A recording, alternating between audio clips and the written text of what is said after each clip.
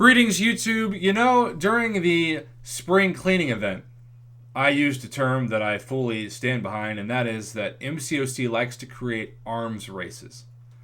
A lot of times they are overhyped arms races, but they're competitive nonetheless.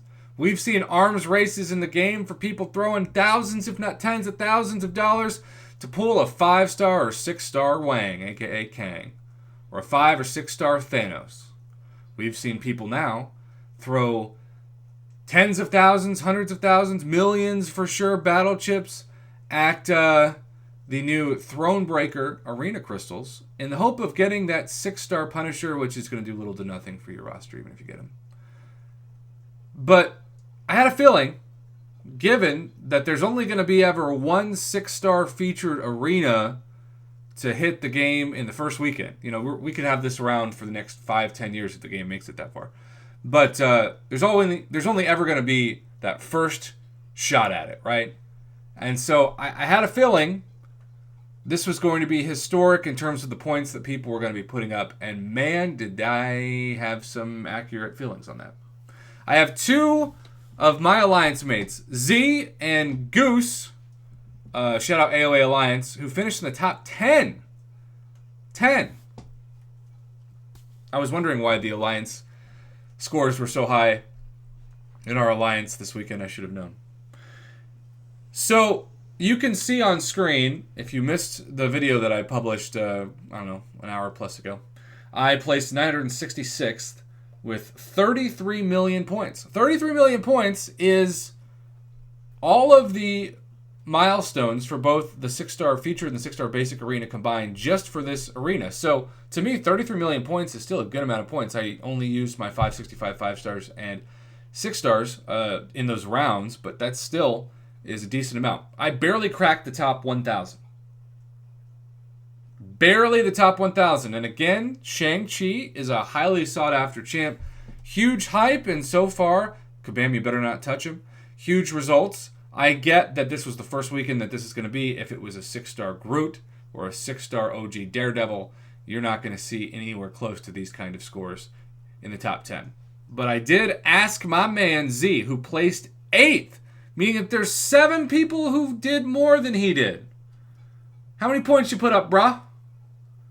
Thankfully, Z, who's a very kind and generous soul and has been supporting my channel before I came into the Alliance, sent over his score. So here's the drum roll, please.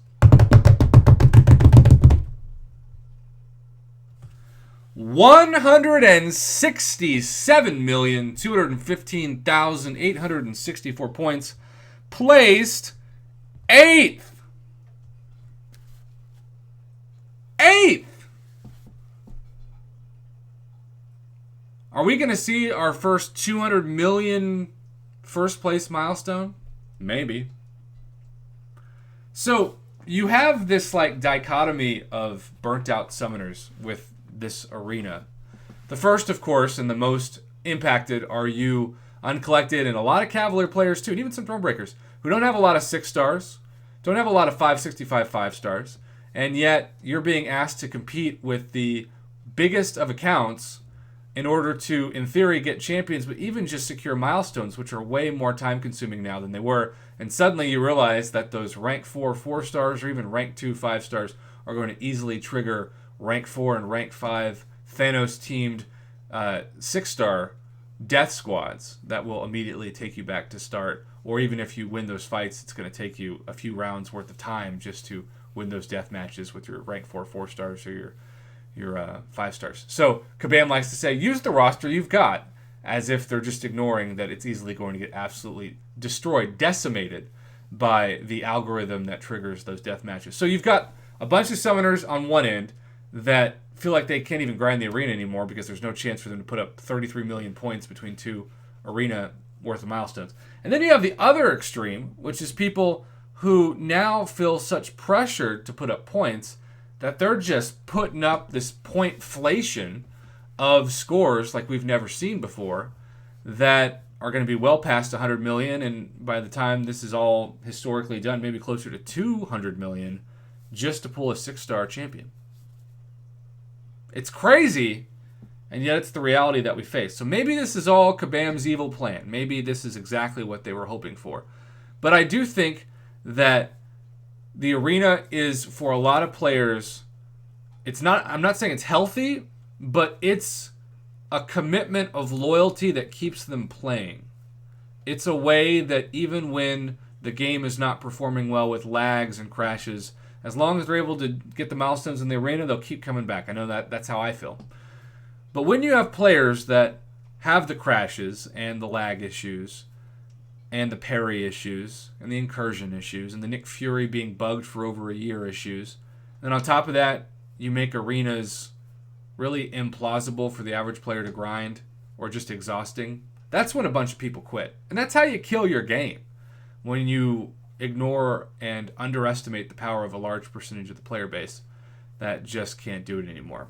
I'm not saying that because I hope that happens. I really don't. But that's why Kabam needs to be super careful about how they choose to fix this arena issue. I think there are some simple solutions for starters. I think making the new 6-star arenas just for Cavalier and Thronebreaker players makes the most sense, because uncollected players have no chance at all to help themselves in any of these arenas. And I also think giving uncollected players and those below them a chance to get the 5-star featured arena back, and probably the 3-star featured arena, if nothing else, gives them a chance to get more milestones and units for the same amount of time that they were spending, because they're not going to be able to come close to, for a long time, doing anything in these 6-star arenas.